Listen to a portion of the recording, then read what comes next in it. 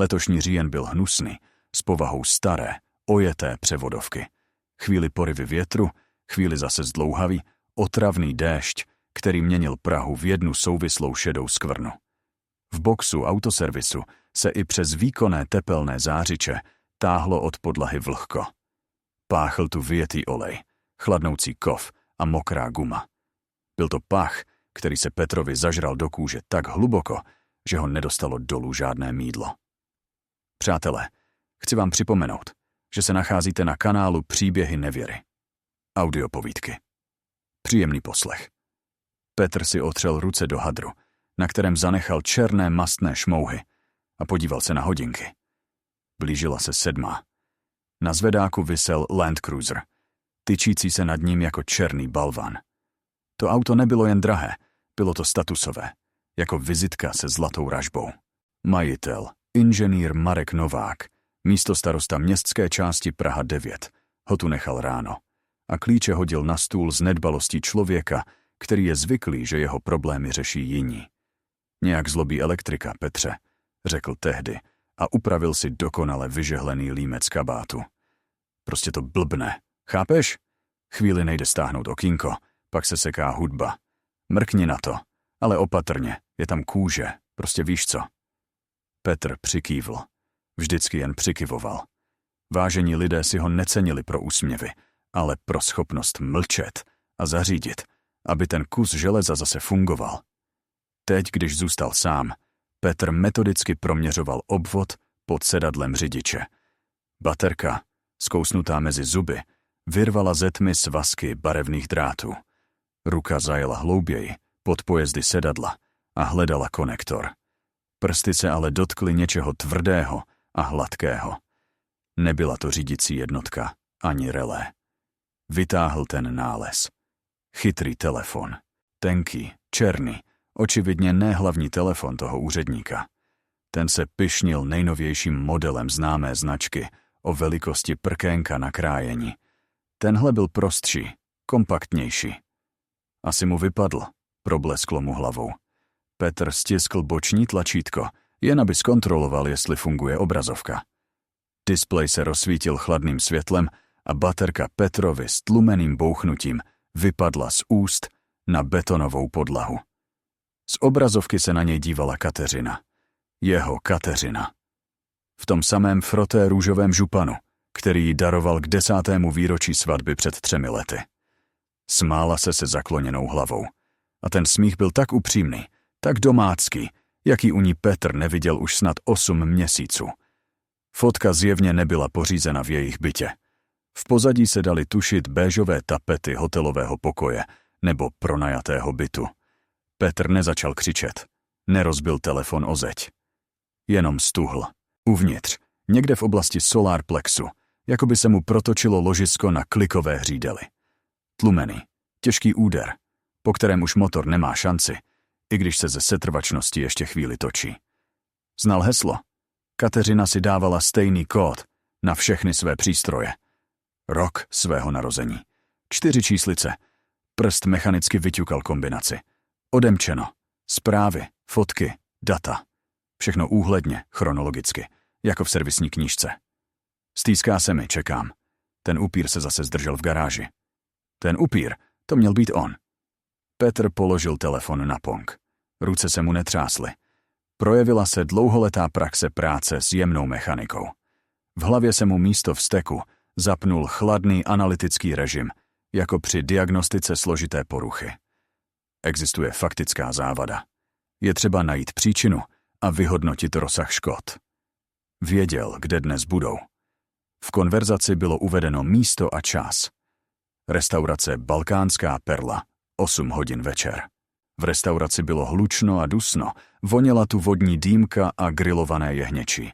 Hudba byla do uší, basy vibrovaly v hrudním koši. Petr seděl v nejzazším rohu u stolku skrytého za dekorativní zástěnou v podobě vinné révy.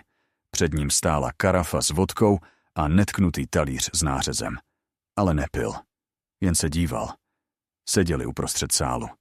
Kateřina měla na sobě ty tmavě modré šaty, které si koupila před týdnem, s tím, že jsou na firemní večírek. Zářila. Vedle ní, Nonšalantně opřený o opěradlo pohovky, seděl Marek, ten samý inženýr Novák, jehož auto teď viselo na zvedáku v Petrově boxu. Na náš úspěch, Katko.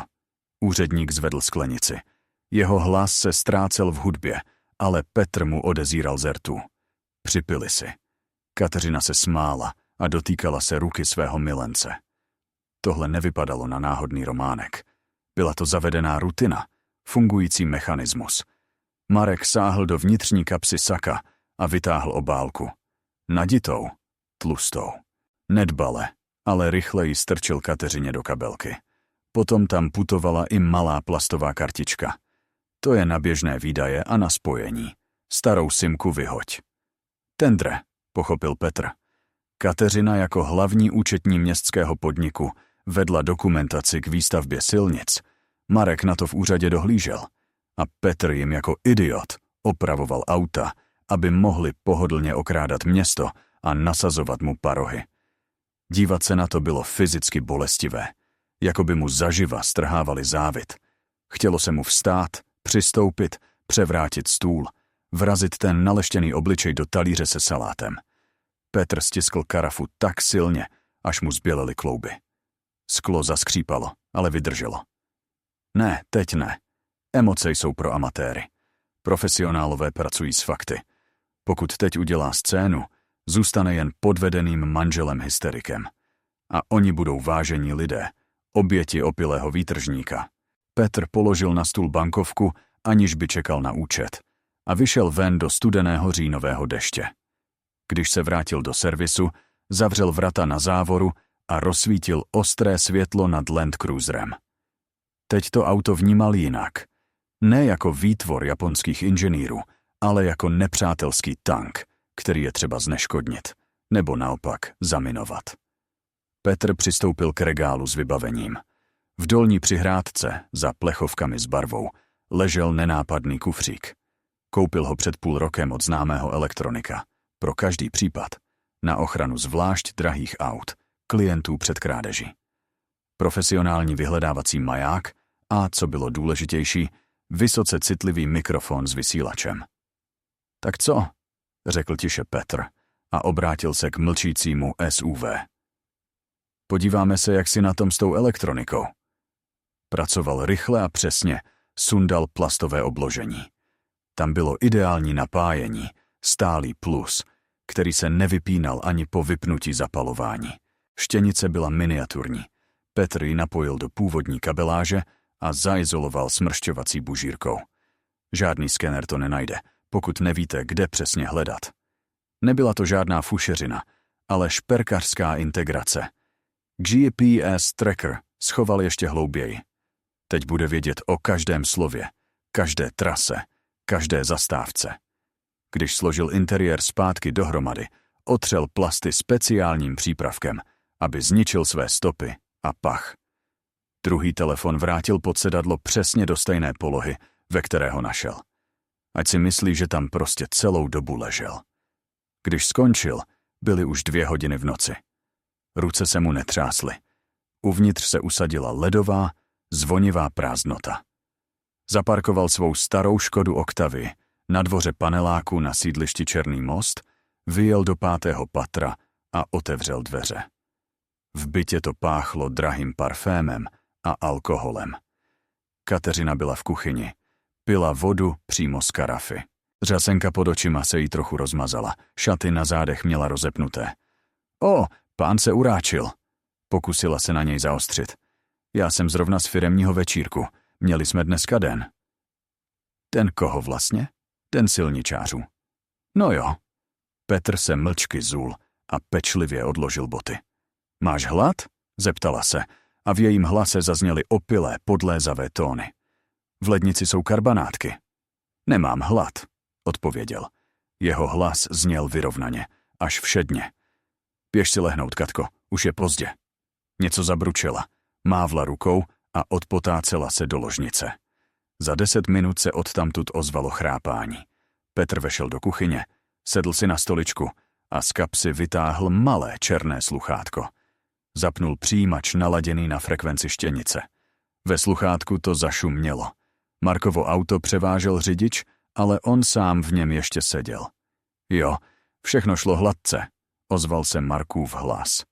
Zvuk byl čistý, kvalitní. Je to sice úplná kráva, ale chamtivá. Vzala obálku jako beránek. Pauza. Zřejmě se volající na druhém konci na něco zeptal. Neboj se, zasmál se Marek. Jestli se do toho pustí auditoři nebo policajti, tu účetní v tom utopíme. Řekneme, že si podpisy dávala sama. Sama si ty schémata vymýšlela. Mám všechno pojištěné. Moje podpisy jsou jen na kopiích. A originály parafovala ona. Posedí si pár let, dostane rozum a my tou dobou už budeme. Petr zavřel oči. Ve spáncích mu bušilo. Účetní v tom utopíme. Jeho ženu. Tu samou, která teď spala ve vedlejším pokoji, slintala na polštář a byla si jistá, že chytila Boha za vousy. Oni spolu jen nespali. Marek ji připravoval na obětování, jako obětního beránka, aby si kryl vlastní zadek. To bylo horší než nevěra. Byla to zrada na druhou. Petr si vyndal sluchátko, položil ho na stůl a dlouho se díval na blikající zelenou diodu přijímače. Ráno nezačalo kávou. V 7 ráno někdo zazvonil. Důrazně, dlouze, bez přestávky. Petr už nespal. Vlastně si vůbec nešel lehnout, proseděl v kuchyni až do svítání. Otevřel dveře. Na prahu stáli 3. 2 v uniformě, 1 v civilu. Kožená bunda, pronikavý pohled, složka pod paží. Byt Kolářových? Zeptal se ten v civilu. Bydlí tady paní Kateřina Kolářová? Ano. Petr ustoupil stranou. Oddělení hospodářské kriminality. Máme příkaz k domovní prohlídce a zajištění dokumentů. Z ložnice, zahalená v tom samém růžovém županu, vyplula rozespalá Kateřina. Petře, kdo je to? Zeptala se podrážděně a mžourala do světla. Když uviděla lidi v uniformě, zbledla. Občanko Kolářová. Detektiv k ní přistoupil. Budete se muset obléknout a jet s námi a dobrovolně vydejte všechny elektronické nosiče, telefony a dokumenty týkající se vaší činnosti. Cože? Jaké dokumenty? Její hlas se zlomil do pištění. Já nic. Petře, řekni jim.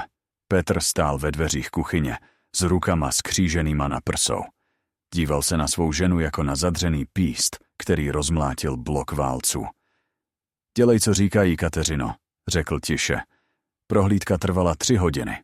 Všechno obrátili vzhůru nohama.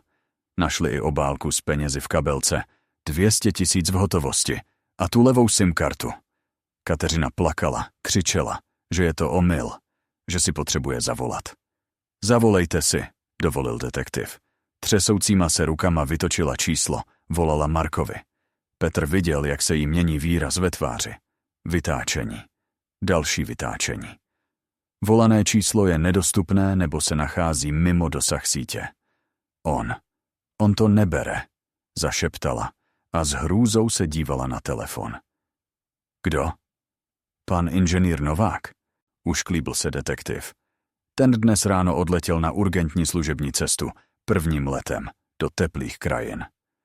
Takže paní Kolářová budete muset odpovídat vy, odvedli ji. Petr zůstal v rozházeném bytě.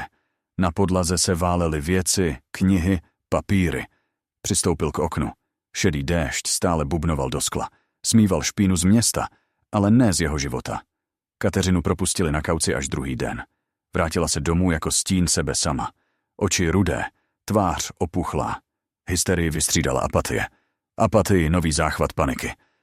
Petře, oni říkají, že je to zpronevěra za 50 milionů korun. Vila seděla na gauči a houpala se ze strany na stranu. Já to podepisovala. Marek říkal, že to tak musí být, že jsou to jen dočasné převody. On to slíbil. Říkal, že mě miluje. Petr mlčel. Vařil si kávu. Musel jít do servisu. Práce nečekala. Zákazníci volali. Věříš mi? Chytila ho za ruku ledovými prsty. Nevzala jsem si ani korunu, kromě té obálky. A ještě nějaké prémie. Petře, mě zavřou. To ukáže čas, odsekl krátce a vyprostil si ruku. Musím jít. V servisu bylo jako obvykle chladno a klidno. Tady vše podléhalo zákonům fyziky, ne podlosti. Petr najel na jámu s něčím Fordem s rozbitým zavěšením a pustil se do utahování matek, snaže se fyzickou námahou přehlušit hučení v hlavě. Kolem 5. odpoledne k vratům přijel bílý Mercedes nejnovějšího modelu. Petr si otřel ruce a vyšel mu vstříc. Čekal klienta podle objednávky, ale z auta vystoupila žena, kterou viděl jen párkrát v životě, a to jen letmo. Ivana, zákonná manželka Marka. Vypadala bezchybně. Přísný kašmírový kabát, dokonalý účes, pohled, kterým by se dalo řezat sklo. Majitelka sítě lékáren. Žena tvrdá a pragmatická. Říkalo se o ní, že má místo srdce kalkulačku. Prohlédla si box, zašklebila se nad pachem benzínu a vstoupila dovnitř, aniž by se bála ušpinit drahé kozačky. Dobrý večer, Petře, řekla. Hlas měla klidný, sebejistý. Dobrý večer, paní Nováková. Porouchalo se vám auto? Ne. Porouchal se můj manžel a jak se zdá i tvoje žena. Petr se opřel o ponk a skřížil si ruce na prsou. A co ode mě chcete? Je mi jedno, s kým spí. Ivana přistoupila blíž a podívala se mu přímo do očí. U mužů jeho věku se to stává. Krize středního věku, druhá míza.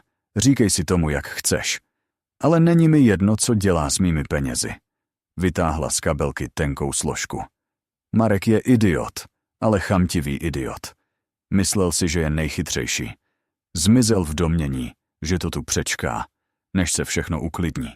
A z tvojí Kateřiny udělá obětního beránka. Problém je ale v tom, že se snaží vyvést naše společné aktiva do offshore, rodinná aktiva. A já nemám ráda, když mě okrádají. Přejděte k věci, řekl Petr. Vím, že u tebe 5 let servisoval auto. Znáš jeho vůz líp než on sám. A vím, že nejsi hlupák, Petře. Nenechal bys to jen tak být potom, co jsi zjistil. Petr přimhouřil oči. A odkud víte, co jsem zjistil? Praha je malá, usmála se. A já mám lékárny na každém rohu, lidi mluví. Viděli vás v té restauraci. Viděli, jak jsi se díval. Položila složku na mastný pong. Tady jsou hesla k jeho osobním účtům a cloudovým úložištím. Odpozorovala jsem je už dávno, pro každý případ. Ale je tam 2faktorové ověření. Potvrzení chodí na telefon. Na ten telefon, který vždycky vozí s sebou v autě, ten hlavní nejspíš vypnul nebo vyměnil, ale ten druhý, na špinavé kšefty, musí být aktivní. Petr si vzpomněl na druhý telefon pod sedadlem, ale ten patřil jeho ženě. Něco tu nesedělo. Vzpomněl si na štěnici, na tracker. Pokud ty peníze vyvede, zůstanu bez ničeho a tvoji ženu zavřou tak na 7 let. Pokračovala Ivana. Potřebuju vědět, kde je a potřebuju kompromitující materiály, které skladuje. Vím, že má v autě tajnou schránku. Vždycky říkal, moje pevnost na kolech. A co z toho budu mít já? Zeptal se Petr. Pomůžu ti. Právně. Mám nejlepší advokáty. Můžeme tvoji ženu z toho dostat, nebo jí alespoň snížit trest na podmínku. Dokážu, že jí Marek nutil, ale jedině pokud získám kontrolu nad těmi penězi. Petr se na ní díval a viděl v ní stejnou ocelovou vůli, jakou měl i on sám. Jen s tím rozdílem, že jeho nástrojem byl hasák, zatímco jejím peníze a informace. Vím, kde je to auto, pronesl pomalu. A vím, kde je teď on. Ivaniny oči dravě zableskly. Věděla jsem, že se domluvíme. Ale mám podmínky. Petr k ní přistoupil a schlížel na ní šora.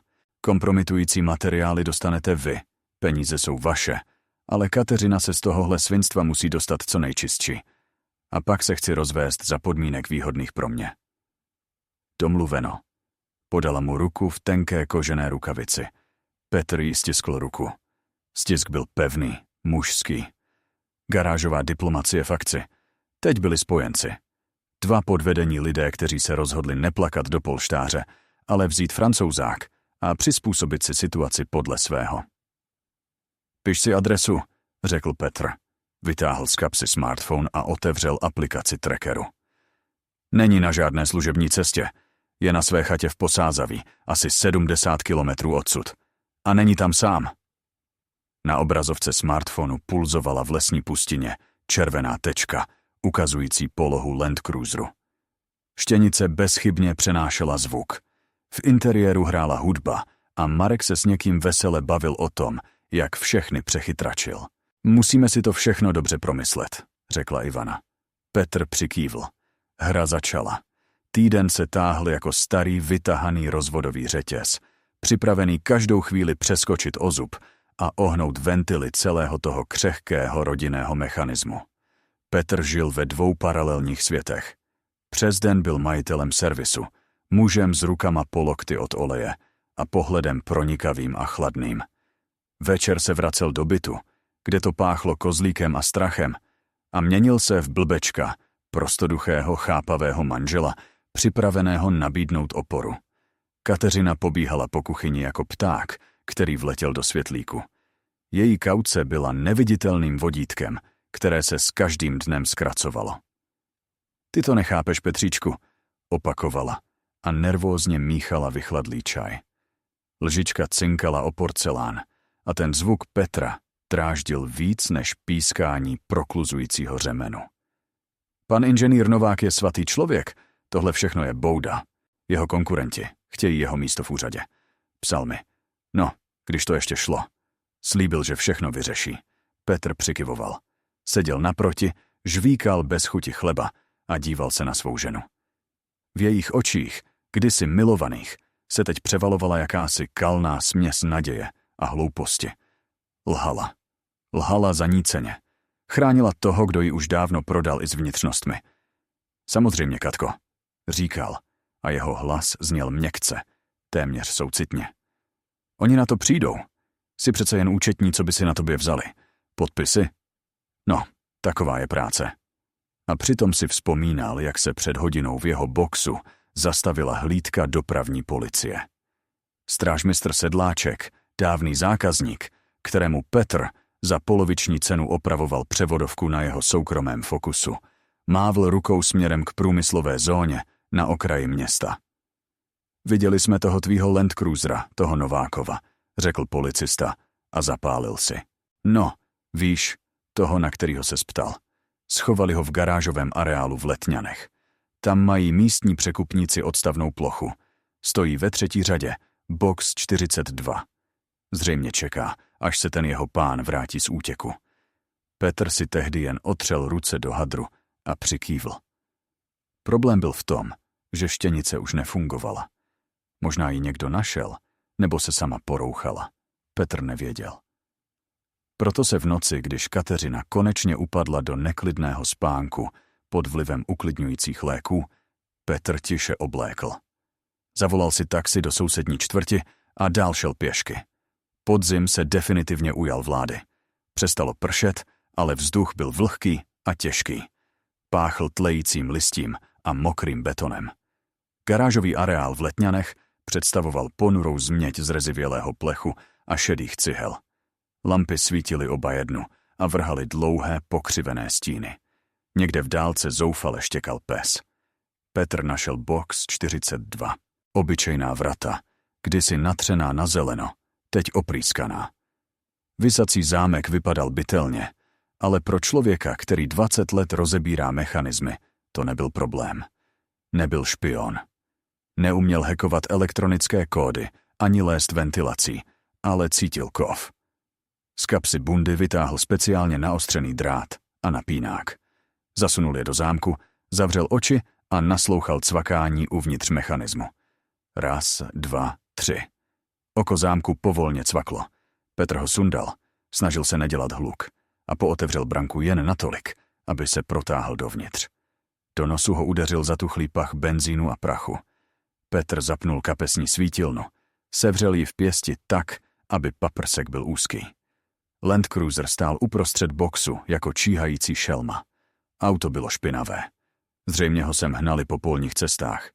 Petr přistoupil ke dveřím řidiče, cvakl centrální zámek.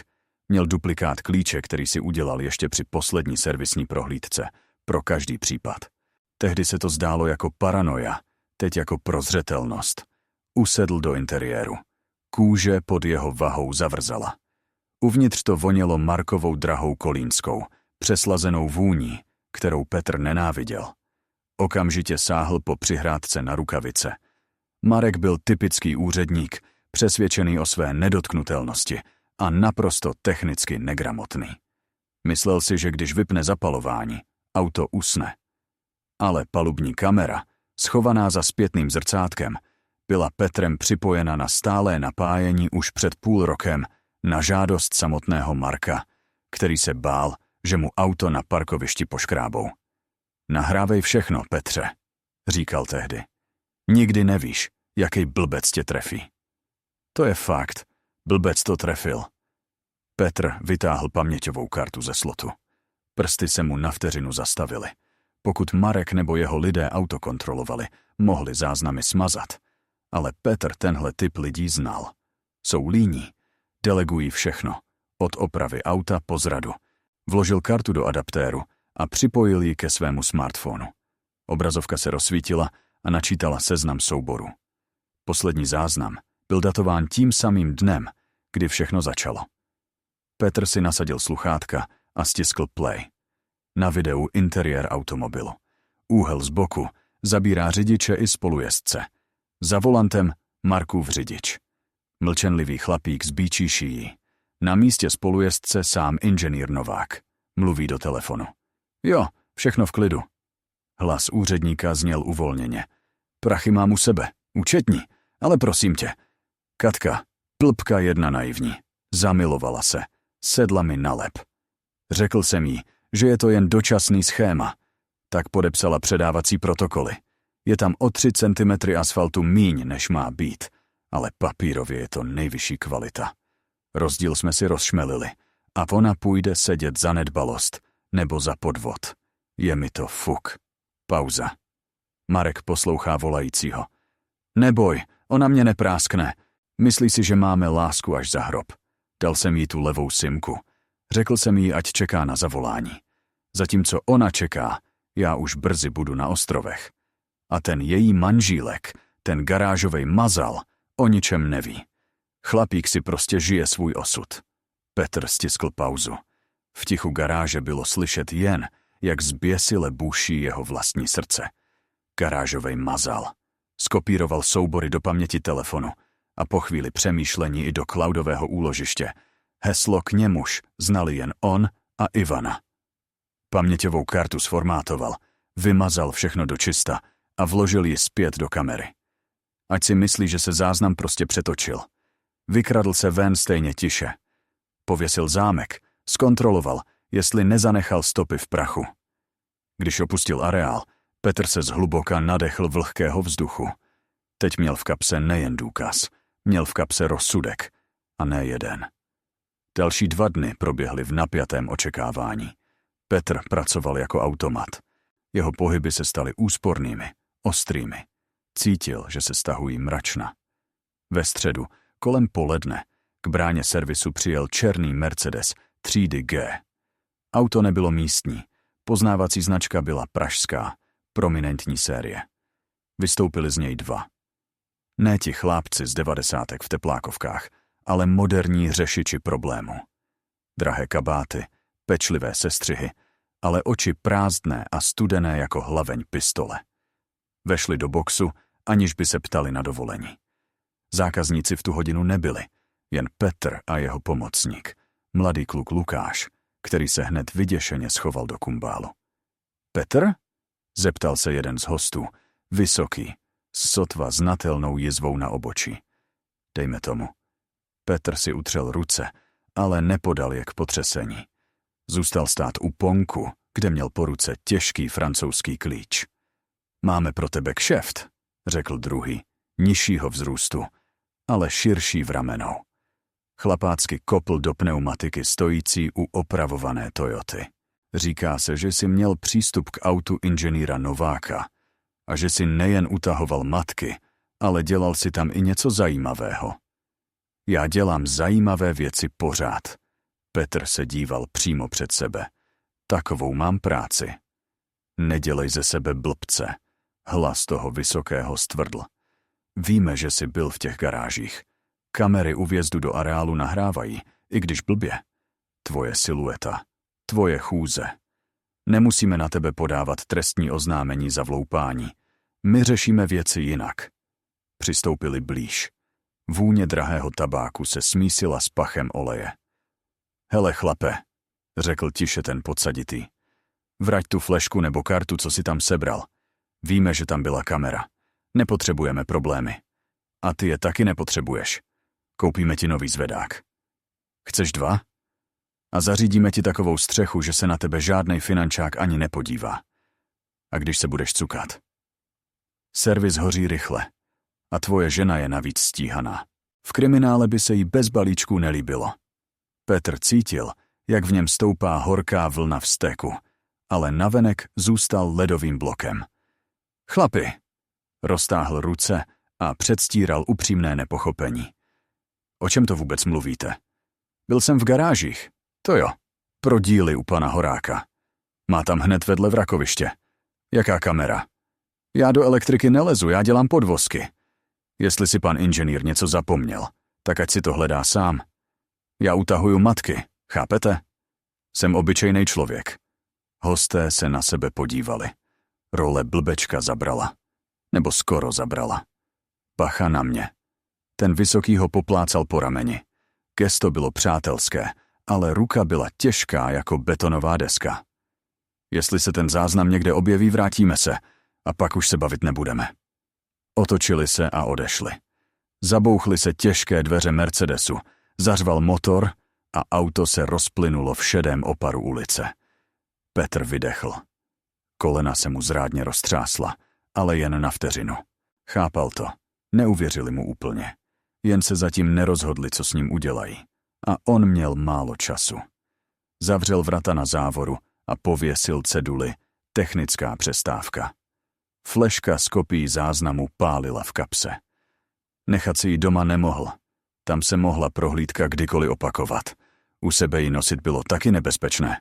Cloud byl fajn. Ale fyzický nosič byl potřeba jako pojistka, jako trumf v rukávu, který nejde smazat na dálku. Petrův pohled padl do vzdáleného rohu boxu. Tam, pod vrstvou prachu a starých pneumatik, stála Volga. Karosérie byla připravená k renovaci už 5 let, ale nikdy na ní nedošlo. Kov byl pevný, sovětský.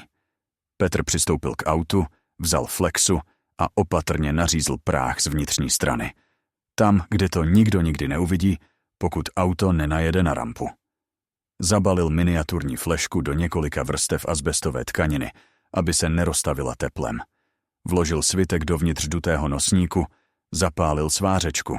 Praskání elektrického oblouku rozřízlo ticho boxu. Modré jiskry se sypaly na beton. Petr udělal pečlivý svár, kterým řez zacelil. Potom svár zabrousil brusným kotoučem, odmastil a nanesl vrstvu ochrany proti kamínkům a špinavého tmelu.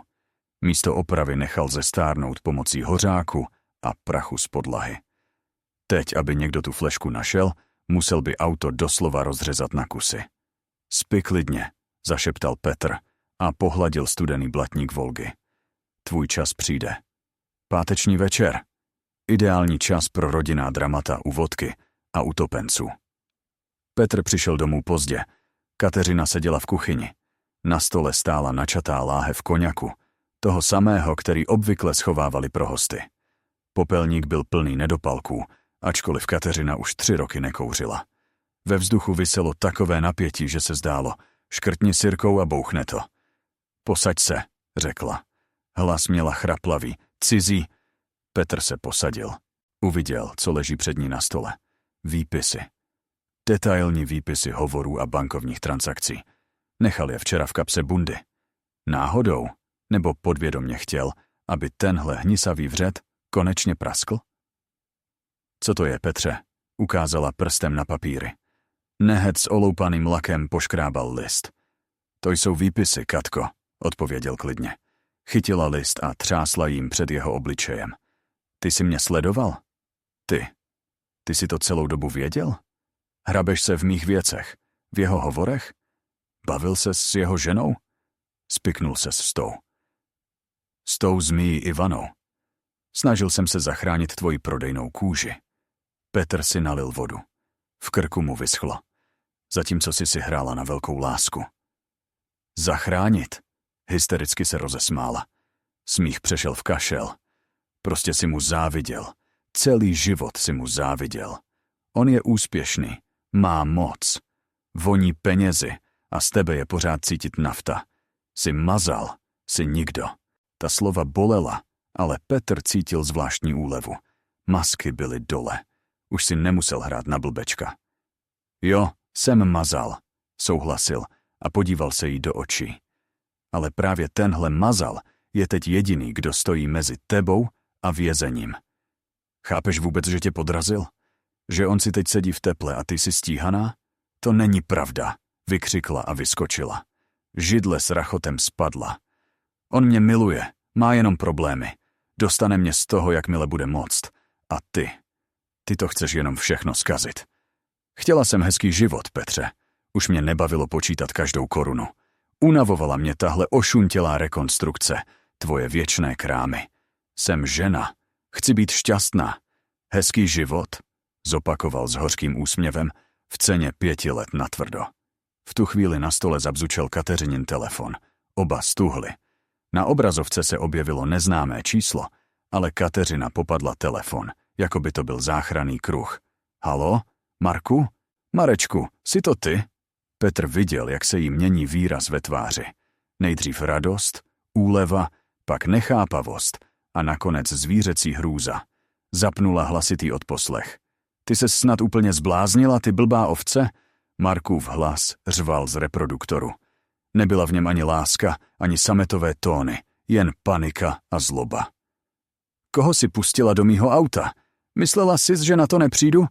Marku, já. O čem to mluvíš? Koktala Kateřina. Po tvářích jí tekly slzy a rozmazávaly zbytky řasenky. Štěnice, zařval úředník. Nechal jsem to auto prověřit u místních. Našli tu tvoji věcičku. To ten tvůj manžílek, co? Jo, ten šikula. On mě poslouchal. On všechno nahrál. Kateřina zvedla oči k Petrovi. Bylo v nich tolik bolesti a nepochopení, jako by ho viděla poprvé. Marku, on je tady. Já to nevěděla. Je mi fuk, jestli si to věděla nebo ne, přerušil jí Marek. Poslouchej mě dobře, ty mrcho, jestli se ten záznam někde objeví, jestli ho dostanou policajti nebo, nedej bože, moje žena, půjdeš sedět. Zařídím, aby tě odsoudili jako organizátorku. Schniješ v base. Rozumíš? Ale my přece. Vždyť si říkal. Zalikala se. Drž hubu. Zařiď, aby ten tvůj manžel držel hubu. Seber mu ten záznam. Znič ho, nebo já zničím tebe. Máš na to 24 hodin. Ticho. V kuchyni zavládlo ticho, rušené jen bzučením staré lednice. Kateřina pomalu položila telefon. Dívala se na Petra, ale neviděla ho. Viděla ruiny. Ruiny svého vzdušného zámku, který se ukázal být postavený z prohnilých prken a lží. Co na to řekneš teď? Zeptal se Petr. V jeho hlase nebylo vítězství, jen únava. Kateřina sklouzla podél zdi na podlahu a zabořila si tvář do dlaní. Ramena se jí třásla. Neplakala. Vyla. Tiše a strašně, jako zraněné zvíře, chycené v pasti, kterou si samo nastražilo. Petr vstal, přistoupil k oknu a podíval se na noční město. Někde tam, ve tmě, se rozhodovalo o jejich osudu. A teď musel udělat poslední tah. Tah, který je buď všechny zničí, nebo jim dá šanci začít znovu od začátku. Ale už každý zvlášť. Vytáhl telefon a vytočil číslo Ivany. Zavolal, řekl Petr, když se na druhém konci ozval hlas. Našel tu štěnici, panikaři. Je čas ukončit tohle divadlo. Jsem připravená, odpověděl ledový ženský hlas. Zítra v 9 mám všechno připravené na schůzku. Petr hovor ukončil a podíval se na svou ženu, sedící na podlaze mezi prázdnými lahvemi a rozbitými nadějemi. Vstávej, řekl. Přestaň vít. Zítra pojedeme vrátit tvůj hezký život. Akorát se ti asi líbit nebude. Noc se snesla na průmyslovou zónu, jako těžká, mokrá deka. Déšť ustal, ale z plechových stříšek garáží stále kapalo a monotónním rytmem to bubnovalo na nervy. Uvnitř autoservisu svítilo jen nouzové světlo. Jedna slabá lampa nad ponkem a přenosný reflektor namířený na podlahu. Petr odřezával svár na prahu Volgy. Teď mu malá fleška ležela v náprsní kapse kombinézy, přímo u srdce. Nehřála, chladila. Podíval se na hodinky. 11 hodin večer. Petr vytočil číslo, které volalo jeho ženě. Hovor byl přijat po prvním zazvonění, jako by držel telefon v ruce. Čekám, řekl Petr krátce. Servis je otevřený, přijeď. Sám. Hlas úředníka se třásl napětím, ale snažil se znít panovačně.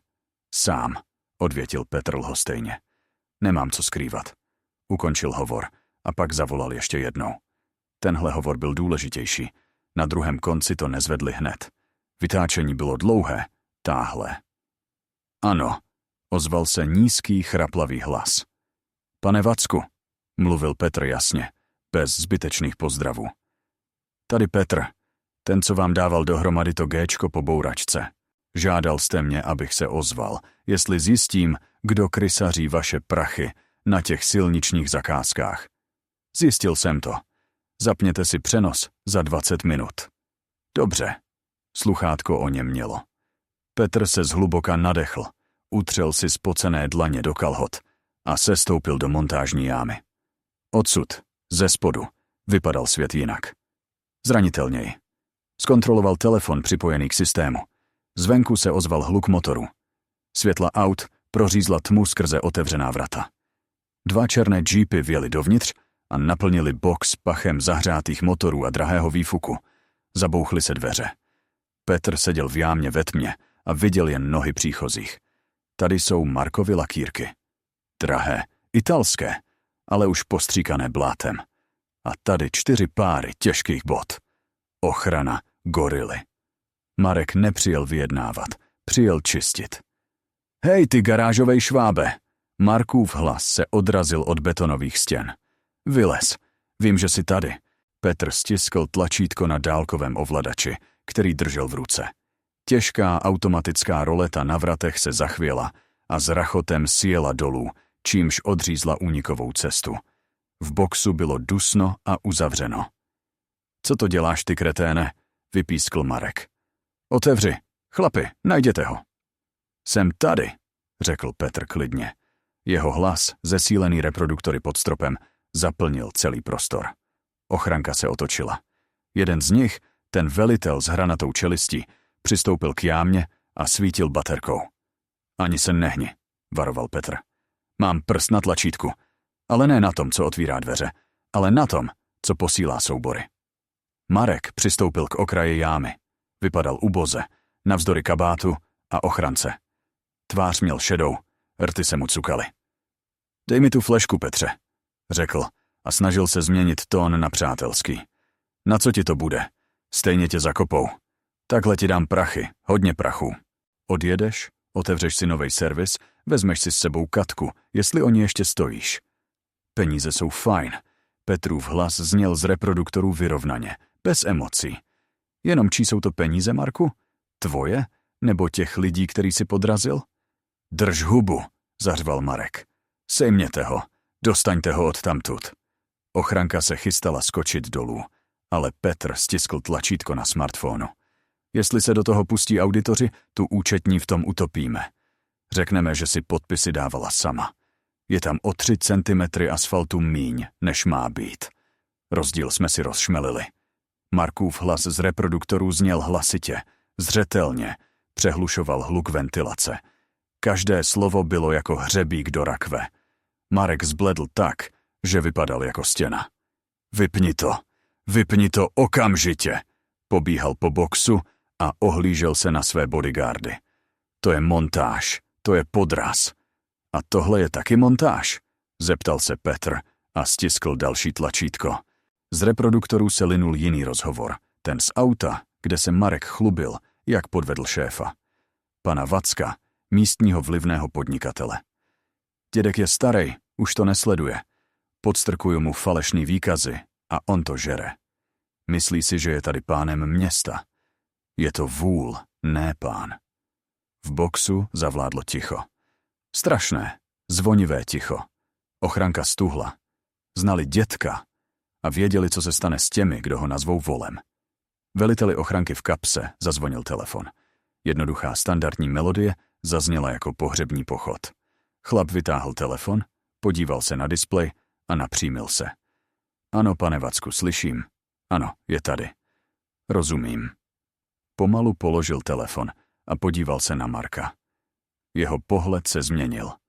Už v něm nebyla loajalita žoldáka. Byl v něm odpor řezníka dívajícího se na zdechlinu. Chlapi, co je? Marek ustoupil a zády narazil do nárazníku. Vždyť jsem to já vás platím. Ty už nás neplatíš, řekl velitel. Pan Vacek řekl, že jsi krysa. A my krysy nechráníme. Udělal krátké gesto rukou. 2 další chlapy přistoupili k Markovi.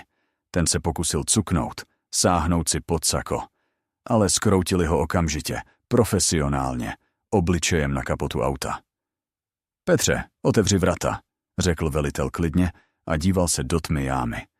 Odvezeme ten odpad. Ne vy, odpověděl Petr. Odvezou ho jiní. Zvenčí se skrze hluk, deště prodral zvuk sirén. Nejdřív vzdálený, pak stále hlasitější. Modré záblesky tančily ve štěrbinách rolety. Petr stiskl tlačítko na dálkovém ovladači. Vrata se začala zvedat. Dvůr servisu byl plný aut. Policie, vyšetřovatelé, lidé v maskách a se samopaly vtrhli dovnitř a odtlačili Vackovi lidi ke zdi. Ale ti se nebránili. Už udělali svou práci, zadrželi zrádce. Teď byl na řadě zákon. Petr vylezl z jámy. Byl špinavý, unavený, ale klidný. Přistoupil k vyšetřovateli, mladému, bystrému klukovi, se kterým se potkal, když si u něj opravoval svou ladu. Tady Petr vytáhl z kapsy flešku. Tady je všechno. Účetnictví, nahrávky rozhovorů, schémata praní peněz. Vyšetřovatel si vzal nosič a uložil ho do sáčku na důkazy. A osobně? Zeptal se tiše. Figuruje tam tvoje žena? Nic osobního tam není, řekl Petr pevně a podíval se mu do očí. Týká se to krádeže veřejných prostředků. Moje žena je hloupá, ale ne organizátorka. Podepisovala to, aniž by se dívala. Na tom videu je slyšet, jak jí plánoval podrazit. Vyšetřovatel přikývl. Vezmeme to v úvahu. Spolupráce s vyšetřováním se jí započítá. Marka odváděli v poutech. Už nevypadal jako pán života. Kabát rozepnutý, kravata na stranu, obličej skřivený strachem a nenávistí. Vyšetřovatelé už otevřeli kufr jeho džípu. Ležely tam sportovní tašky nacpané hotovosti, 30 milionů připravených na útěk. U samých vrat, za policejní páskou, stála Kateřina. Stála v dešti, bez deštníku, s bundou přehozenou přes ramena. Mokré vlasy se jí lepily na tvář. Dívala se, jak jejího prince, její vstupenku do hezkého života, nakládají do Antonu jako pytel brambor. Marek se na ně ani nepodíval. Byl zaneprázdněn tím, že se snažil domluvit s detektivem a něco uboze vykřikoval o omylu. Kateřina se setkala pohledem s Petrem. Stál u vchodu do boxu a utíral si ruce do mastného hadru. Pomalu vytáhl krabičku cigaret, škrtl zapalovačem. Potáhl a vyfoukl proud kouře do vlhkého vzduchu. V jejich očích byla prosba. V jeho očích nebylo nic, jen odraz modrých majáků. Dokouřil, hodil nedopalek do louže, kde krátce zasyčel a zhasl, a otočil se. Odcházeje do hlouby svého servisu, aby zavřel směnu. Uplynulo půl roku. Petr vyšel na verandu a mžoural do jasného březnového slunce. V ruce se mu kouřil hrnek se silným bylinkovým čajem. Tady, 200 kilometrů od Prahy, byl vzduch jiný. Nevoněl výfukovými plyny a lží. Voněl jehličím, kouřem z komína a tajícím sněhem. Soud byl rychlý a exemplární. Marek dostal 7 let vězení s ostrahou. Jeho advokáti se snažili případ rozbít, ale proti nahrávkám a svědectví Ivany neměli šanci. Ivana mimochodem dosáhla svého. Rozvedla se s manželem ještě před rozsudkem a vysoudila vše, co nestihli zkonfiskovat. Byt, chatu, podnikání. Nechala bývalého manžela nahého a bosého. Říká se, že mu dokonce poslala do vězení balíček s drahými suchary, jako gesto na rozloučenou. Kateřina z toho vyvázla lehce. Díky advokátovi, kterého zaplatila Ivana, a dohodě s vyšetřovateli, dostala 3 roky podmíněně. Ale z profese vylétla s třeskem. Černá listina, to je ještě slabé slovo. S takovým záznamem v trestním rejstříku ji nevzali ani do pochybných firem. Petr slyšel od společných známých, že teď pracuje jako pokladní v supermarketu na druhém konci města. Žije s matkou. Zestárla, pohubla. Hezký život skončil, aniž by začal. A Petr prodal servis. Prodal ho výhodně i s vybavením a databází klientů. Lukáš, jeho pomocník, se tam stal vedoucím mistrem. Šikovný kluk, zvládne to. Rozvod proběhl pro Petra úspěšně. Ivana se o to postarala. Peněz stačilo na koupi domu na vesnici u řeky a na nějakou techniku. Petr si spočítal, že když bude žít skromně, zbylé peníze mu vystačí do konce života. A na dvoře, zářící čerstvou leštěnkou, stál ten samý Land Cruiser. Ironie osudu. Auto bylo skonfiskováno ve prospěch státu a dáno do aukce. Petr ho koupil ne ze zlomyslnosti, prostě to auto znal do posledního šroubku. Vyčistil z něj veškerou špínu, jak fyzickou, tak mentální. Opravil podvozek, vyhodil k čertu veškerou zbytečnou elektroniku a připravil auto na skutečný život. Zvýšený podvozek, terénní pneumatiky, naviják. Teď to byl tank na ryby a na lov, ne hračka pro zlodějského úředníka. Petr dopil čaj a položil hrnek na zábradlí. Ticho. Jak je dobře, když je ticho. U brány se ozval zvuk motoru. Ne místního. Místní jezdí na nivách a traktorech. Ale tohle vrčelo jako nějaký malý vůz. Petr se zamračil a sešel z verandy. U branky zastavilo žluté taxi. Vystoupila z něj Kateřina. Měla na sobě péřovou bundu, kterou si pamatoval. Kupovali ji spolu před 2 lety. Na hlavě jednoduchou pletenou čepici, v rukou velkou kostkovanou tašku, s jakými jezdí trhovci. Petr branku neotevřel. Stál, opíral se o plot a díval se. Ahoj Petříčku, řekla. Hlas se jí třásl, buď zimou nebo vzrušením. Sotva jsem tě našla, taková díra. A proč si mě hledala? Zeptal se. No jak? Přešlápla z nohy na nohu. Popovídat si. Nejsme si přece cizí, tolik let spolu. Pokusila se usmát tím samým úsměvem, který kdysi donutil jeho srdce být rychleji. Teď ten úsměv vypadal jako ubohá grimasa. Všechno jsem si uvědomila, Petře. Byla jsem hloupá, ale napravila jsem se. Pracuju. Těžce, samozřejmě.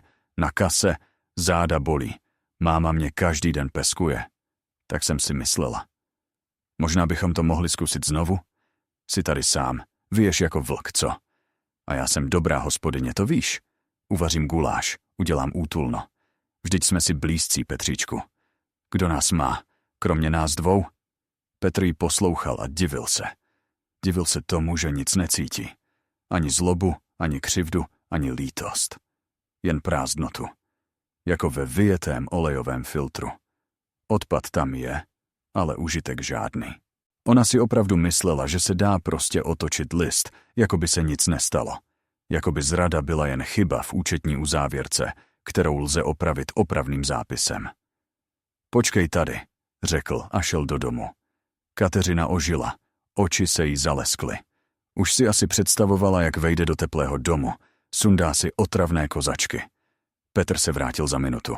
V rukou měl kufr. Starý, ošoupaný kožený kufr. Otevřel branku, vyšel ven a postavil kufr před Kateřinu. Co to je? Zeptala se zmateně. Tvoje věci. Ty, co jsi neodvezla, když ses stěhovala. Fotoalba, cetky, ten růžový župan. Všechno jsem schoval. Myslel jsem, že to pošlu poštou, ale nějak jsem to odkládal. Dobře, že jsi přijela sama. Petře, ty mě vyháníš. Rty se jí roztřásly. Takhle prostě, s kufrem? Já tě ani nezvala, to taxi ještě neodjelo. Kývl na otáčející se žluté auto. Ještě to stihneš. Ale já tě miluju, vykřikla a chytila ho za rukáv bundy. Petře, no tak, odpusť mi. Ujela jsem, komu se to nestane? Jsem tvoje žena.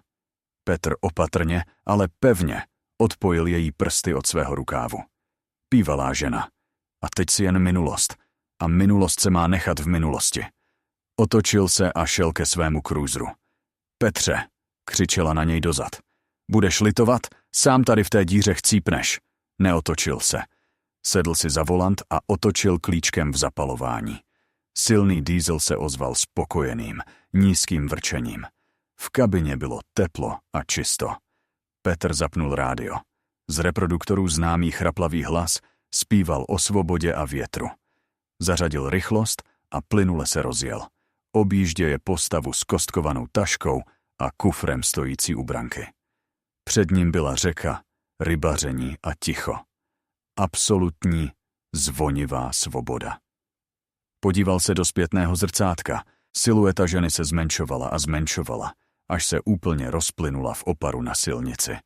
Petr se usmál. Poprvé za dlouhou dobu. Opravdově. A přidal plyn.